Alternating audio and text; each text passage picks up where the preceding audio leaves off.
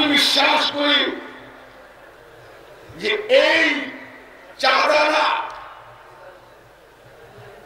ইসলামের হেফাজতের জন্য হযরত মাওলানা শেখ লুৎফর রহমান সাহেব শেখ বরুল্লাহ রহমতুল্লাহ আলাইহিকে আমি জীবনে কয়েকবার দেখছি।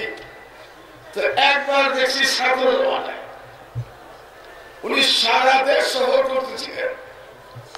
তো ঢাকা যখন গেলেন তখন তিনি মাওলানা শামসুল হক ফরিদপুরি রহমতুল্লাহ আলাইহি লালবাগের বাণী প্রতিষ্ঠাতা, ওনার সাথে সাক্ষাৎ করতে গেলেন। আমি তখন মাওলানা শামসুল হক রহমতুল্লাহ আলাইহির খাদেম।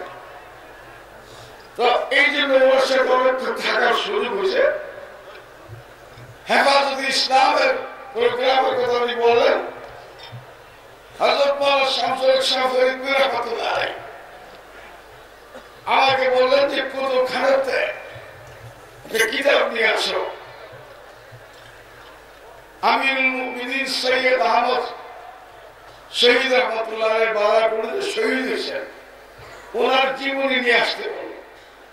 আল্লাহ পরে আমি শতককে দেখছি হযরত মাওলানা শামসুল হক ফরিদপুরি রহমতুল্লাহ আলাইহি এই কিতাবটা শেখ বরুল্লাহর হাতে দিলেন। শেখ বরুল্লাহ কিতাবটা চুমা দিয়ে হাতে দিলেন এবং হুজুর বললেন যে আপনি সারা দেশে হেফাজত ইসলামের কাজ আপনি করেন, আমি আপনার সাথে আছি। এই কথাটা আমার মনে আছে। আজকাল প্রথমবার, আরো অনেকবার ওনার দাওয়াত দিচ্ছেন, আসার ছিল পারি নেই। হযরত শেখ মাওলানা খলিল রহমান সাহেব, ওনার সাহেবজাদা, ওনারা কি ছিলেন।